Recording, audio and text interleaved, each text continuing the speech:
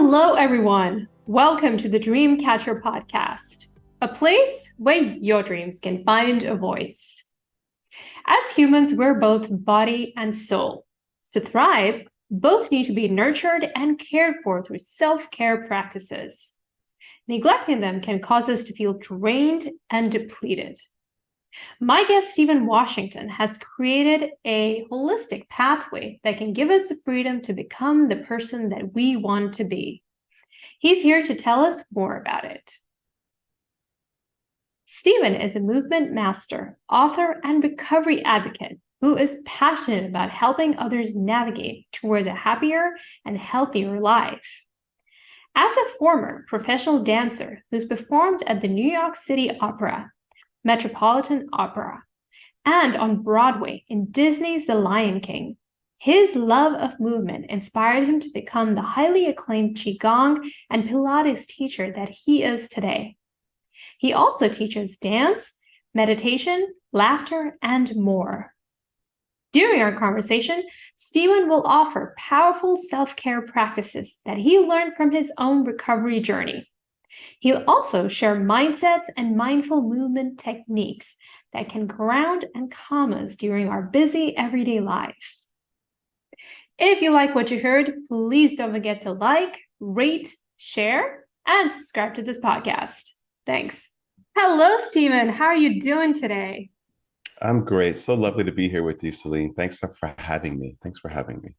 Yeah, it's wonderful to have you on the show. I appreciate you taking the time to be here to have a conversation about soul care and mindful movement, which you cover in depth in your new book, Recovering You.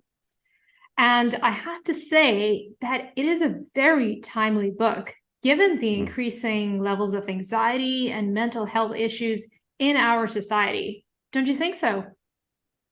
Oh, absolutely. My book, Recovering You, is a very timely book. It is always a good time to talk about addiction and how it affects us. It could be of use to anyone and everyone. Yeah, absolutely. I think this book will speak to anyone, whether they have an addiction or not, because you give some really, really good tools and practices, which we'll get into later on in the interview. And I know that the book is a product of what you learned from your own recovery journey. So why don't we start by you telling us about that journey, Stephen, and how it inspired you to develop the practices that you share in the book? Oh, great question. Thank you, Celine. That at first it was fun, and then it was fun with problems, and then pretty much in the end it was just problems. um, but drugs and alcohol were my solution. They were my solution to the fact that I felt very uncomfortable being in my own skin in this world, being a very sensitive person and having survived significant amount of trauma in my life. And I was looking for ways to self-soothe and self-regulate. And I did. And once I found drugs and alcohol, that became something that I leaned into because it just helped me be in the world. It helped me be in the world. And I didn't find recovery until I was 30 years old. And by that point, I was at the height of my work career as a dancer. I was dancing in a Broadway show. I was making more money than I'd ever made before doing the thing that I love to do. So from the outside, it looked as though I had everything. But on the inside, I was really dying inside because of addiction. And I had a lovely friend who was in recovery, who was a powerful example of recovery. He made sobriety look really good. And so intuitively, I just knew that he would be the person to go to get help, to lead me in the right. And he led me to my first recovery journey. And recovery has always been something that has provided me with a blueprint for life. I feel like when I was born into this world, there was a thought that I had, or an energetic feeling that everyone around me got the instruction manual as to how to live life. And for some reason, I didn't get it. So I always felt like I was trying to catch up and trying to just figure it out. What I know now is that none of us really know. We're all just kind of just figuring it out. But my response to life in that way was to use and feel better about myself. But in any event, recovery has given me tools to help me live a healthier, more balanced, grounded, and purposeful life. And along with my 12-step work, I've also done therapy, and I've also done other movement practices and other things to help me grow. And it wasn't until I was about 10 years sober that I went back to school for traditional Chinese medicine to become a Chinese medicine doctor. What saved me was the practice of Qigong, the mindful movement that I teach in the book. And it helped me to manage my energy, manage my emotions better, and to help me deal with stress. Because I feel as though stress is a major trigger for many of us. It's something that we all are impacted by. But those of us who are perhaps more highly sensitive and are recovering from trauma, stress can be even more impactful. So I found that it was an incredible tool for me. It helped me to manage that very challenging experience and thrive and come to really important decisions for myself, and felt really grounded and confident in that. Right. And I just knew that I was going to be able to use that for the rest of my life and help other people do it as well. So Stephen, you said that you intuitively knew that your friend would somehow give you a solution and help you recover from your addiction. So what was that? What was that intuitive feeling that you got that gave you the will to actually, at least try to break out of this, this dysfunctional pattern you found yourself in? Yes. I just felt it in my gut. And I think having that feeling of that intuitive hit that I could trust this person, and that now was the time to reach out to them and have a conversation that was really honest and vulnerable. In order to ask for help, we have to admit that we need help, that there is a problem, which that in and of itself is quite a process. But I just knew that I could trust him. And honestly, Celine, I was desperate. I was really desperate. And I think desperation and just being tired is a really good motivator to try something new, try something that I'd never tried before. Right. And it also is a way, I feel as though that being at that point, almost like you're on a street and it's a dead end street and you're at the last house on the block. Yes. There's nowhere else to go.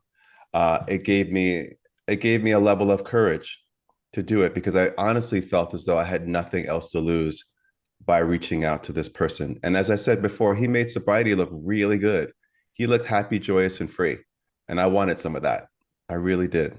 Right. And you're lucky you had him in your life, because so many addicts really, they can't find that support system, right? They're just left to their own devices. I mean, recently, yeah. I don't know if you heard about the story, but Aaron Carter, like another celebrity who could not manage their addiction and unfortunately passed away as a result of it. So I think having the right support system and finding that the will to actually want to get better and to get sober, I think that's really key. Yeah, it is. It really is. And I loved what you just said about having a support system. I talk about how important social support is in the book, because it was transformative for me. There's no way in the world that I would have been able to begin my recovery path without help from others. It's hard to do something new when you have no experience doing it at all. We need some sort of example. We need someone to show us. We need someone to mirror to us, for us, what the path is, to show us the way. And it's so important, and it's good for our mental health. I did hear about Aaron Carter. I didn't know the specifics of what caused his death, um, and it's heartbreaking. And Yeah. I And it's have to happening too say, often. It's not just it celebrities, but is. it's just happening in like the general population. Oh, from my early days in recovery, there were people who died, who didn't make it. Yeah. I learned that lesson very early on, that the longer you stay sober in recovery, you are going to lose people, because not everyone is going to. I get this gift, and I really look at sobriety and recovery as a gift, and not everyone's going to be able to hold on to it. And so, for those of us who are left behind, it's important to pay attention to that, and to learn from that, and to be grateful and humble by it, because it's what happened to him could really happen to anyone. That's true. That's true. Yeah. And what's more, you were able to turn your pain into purpose by writing this wonderful book. And the subtitle of the book is Soul Care and Mindful Movement for Overcoming Addiction. So, Stephen, how do you define soul care, and why do you think that's an important part of the recovery process or the healing process? Soul care for me is anything that we do that tends to the health and the well-being of our body, our mind, and our spirit. When I think of soul care, I think of this principle in Chinese medicine of the three treasures. It's said that we all have three treasures inside of us, and it's this essentially the same energy, but in different manifestations of it. So there's our physical body, which is the most dense form of that energy, and then there's our emotions, which is a bit more immaterial, and then our thoughts and our consciousness. They are all interconnected. They are all related, and they can't be separated. But underneath the emotions and the consciousness is the physical body. So all the practices in the book really tend to the health and the well-being of our soul, because they're all connected. And I've combined movement, and I've combined breath work, and compassionate self-inquiry, so that we get to know ourselves better and to look at ourselves in a more compassionate way, are just some of the tools that I provide that really are soul care tools. And I feel as though, in order to have a the type of recovery where we live a more conscious and joyous life, we need to tend to all aspects of ourselves. Yeah, absolutely. And you say that movement is a really key component of that. So can you explain like what type of movement and why you think it's integral? I think, well, what I teach in the book is Qigong, and that's the ancient Chinese practice of movement combined with focused intention, deep breathing, and to activate, cultivate, and circulate life force energy. It's basically moving with a sense of awareness and with intention. And there are many other practices that do that as well. Yoga is a perfect example of another practice that holds the same kind of power. Uh, we hold Our bodies are very sensitive, and they hold a lot of memory, and they hold the trauma that we've experienced in life. And so it's important that we, in terms of healing, that we approach healing through the body, because the body is just a memory bank of everything that we've been through. And so what we want ideally through movement is for the energy within the body to flow freely. When the energy doesn't flow freely, it becomes stuck and stagnant. And that can show up as pain, tension, that can show up as an inability to manage our emotions, and also having chaotic, frenetic thoughts and thinking. And the thing is that mindful movement is a way to just bring more balance and harmony within the body, and that affects every other aspect of ourselves. And so I feel as though that's why movement is such a key component to healing and to recovery, because the body is the foundation for everything.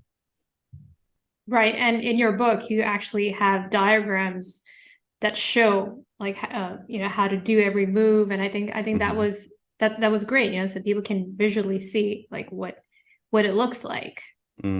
Thank you so much. I love the illustrations from the book. Yeah. That was quite a great process. I And it looked used like a, you. it is me. It is you. Well, I took photographs and then I gave the photographs to my Oh, right. illustrator. Okay. And Yep. my illustrator is my friend Erin, and Erin and I have known each other for, gosh, since our 20s. And Okay. she's just this amazing graphic designer. And I Okay. feel as though she also has a history of movement and dance. And so she understands how the body moves. And so in those illustrations, you can really feel the movement. And so I felt like that would be a great way to teach people and for people to learn. Okay. And does it only have to be slow movement? Like, can you experience it like when you're dancing, when you were during your dancing career? Was it healing for you? It was healing for me. I feel as though dance was uh, energy medicine that I was using on myself before I even knew what it was. So it doesn't have to be slow movement, but there's something that's really unique that happens when we move slowly with awareness and with breath. Because I also feel as though the movements that we do with our body also reflect what's happening in the mind. So if we want to affect the mind, we go through the body and we go through the breath. And so if we want to calm down the mind so that we could be more thoughtful, more reflective, then moving slowly is a way to do that. It's not to say that you can't play with tempo and go faster, but there is something that's very grounding by moving slowly. And most Qigong exercises are done slowly, just so that we can drop into a different type of flow, because the world around us is moving a million miles a minute. Oh, that's true. But it's really important for us to be able to find our center within all of that. And sometimes moving slowly with the breath is a way to do that. Okay. And is this part of your self-care ritual? Because I know you give a bunch of them. So movement is one of them. What other rituals do you have? Uh, Deep breathing. There isn't a day that goes by that I don't spend some time focusing on my breath and how I'm breathing, because you can tell a lot about how you're feeling by how you breathe. When we Mhm. are under stress, our breath tends to be short and shallow, and we tend to hold it more in the chest. But if Yeah, we're I've able to noticed drop that. into the I've belly, noticed that. Yeah. yeah, absolutely. And that simple practice can change how we feel in our body, but also change how we feel emotionally, and also affect the way that we feel and think and view the world. So that's a really big, important part of my self-care practice. Self-massage is also really important. And I Yeah, I share like the that in sound the of book. that. It's really good.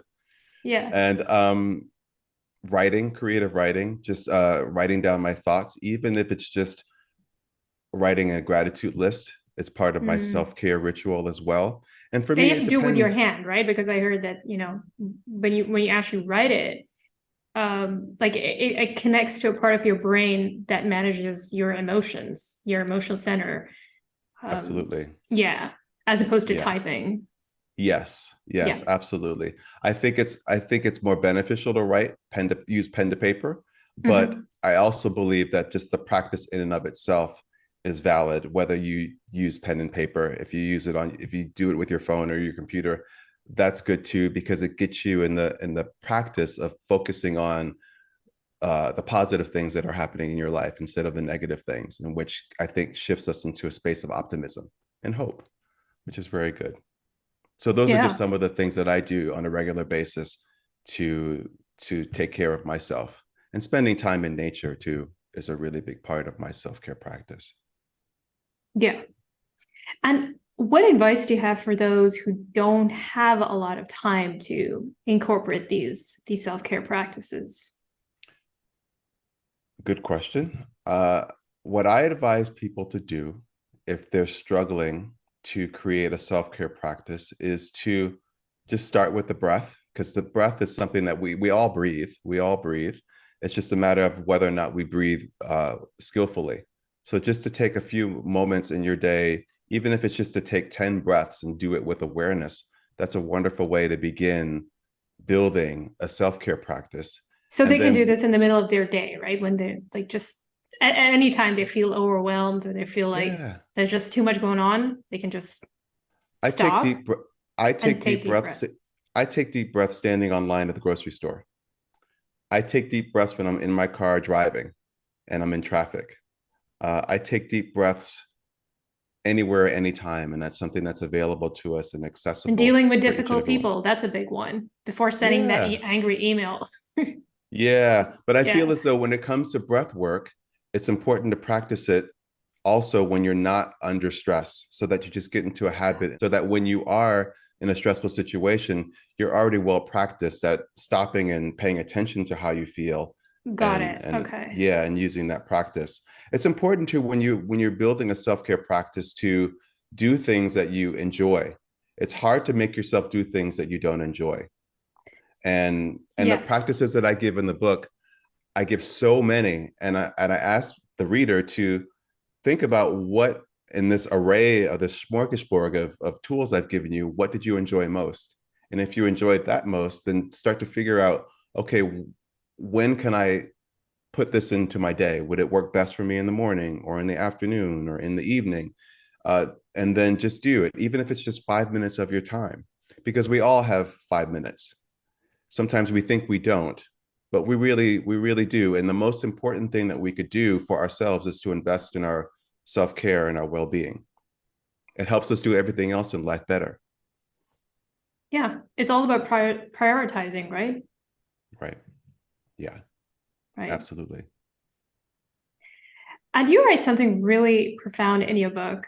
You say that in order to change our circumstances and improve our lives, we first have to shift our negative perceptions about ourselves and the world. So, Stephen, how do we begin to do that? What helped you make that shift?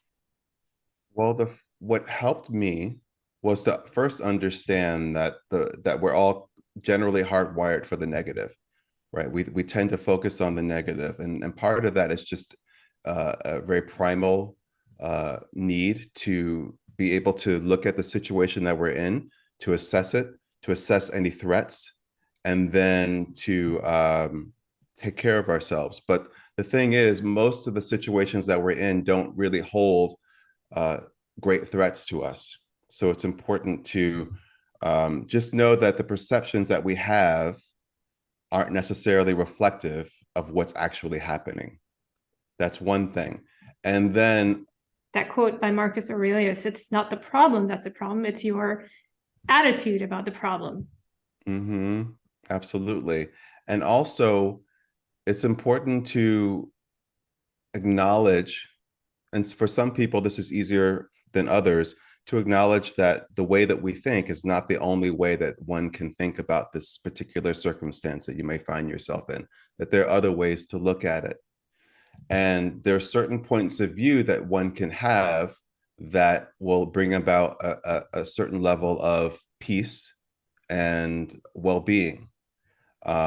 Changing your perception, and I heard this very early on in recovery, that addiction is a disease, per se, of perceptions, the way that we view ourselves and the way that we view the world. And sometimes if we view things always in a negative light, it creates more stress and it creates more tension in the body and in the mind. And then it's something that helps us to perpetuate the acting out in addictive ways. So if we can shift the mind a bit to just alter our perceptions of the world and of ourselves, then that does a lot to move us along on our recovery path and learn how to uh, take care of ourselves and live a more happy, joyous, and more conscious life. Was there a specific modality that you used to begin shifting your perception? I don't think it was just a modality. I think it was just a practice of just paying Reframing, attention. just Yeah, seeing things. Yeah. exactly. Just a practice of reframing, and just also just practicing being aware of what my initial thoughts or ideas about the world around me were. Just not assuming that just because I have a thought or feeling or idea about something, that that is absolutely true. That there's possibly more to the story than what I am perceiving in the moment. Okay, so changing your perception. And you say that gratitude also played a massive role in helping you do that. So tell us about Mhm. that. I know you briefly mentioned your gratitude practice. How else were you able to incorporate that into your life?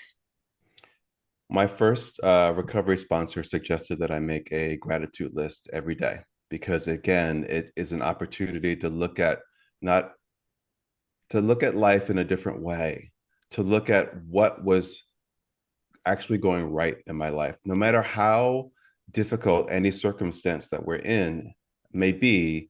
There's always something positive that's happening at the same time, but oftentimes we're focusing on that thing that's negative or that's causing us so much difficulty or pain. And it's a wonderful practice to just get yourself into a regular routine of just paying attention to what's good and start off really simple. Start, like, for me, when I think about what I'm grateful for, it always starts off with, oh, I'm grateful that I had a really good night's sleep, or I'm really grateful that I woke up today, that The I'm simple alive. things. The simple things, because not everyone, wakes up in the morning, It's true. and I'm grateful that I have food on the table, or that I have money in the bank, or that I have peace of mind, or that I have my health, or that my children are healthy. There's so many things that we can look around and see that we are could be grateful for, and that just changes how we think. It changes It really our does. brains. It changes. It rewires the brain, and Yeah, that's an important thing for us to do, because addiction and trauma changes the wiring of the brain. And it does. thank God that our brains are flexible, and I believe they call it neuroplasticity, that we Yeah. are able to heal in that way. And I think gratitude is a really big part of that. Yeah. And I think also just to stop complaining, which is the flip side of that, right? Stop complaining, stop getting into victim mentality, because I see that victim mentality seems to be floating around a lot, especially on social Mm-hmm. media. So it's like, I think that is also something that needs to be, kind of nipped in the bud, like in the early stages, and replaced Yeah. with gratitude. Don't you think Yeah, so? it's absolutely. I think it's about finding balance, and what you just described is finding balance. You feel and you see all this negativity around you. What can you do? What are you going to empower yourself with and to do to change that, and how you feel and how that affects you? Uh, we all have the power to do that, and it can start with gratitude. Absolutely. And Stephen, are you still professionally dancing, or is that something you stopped?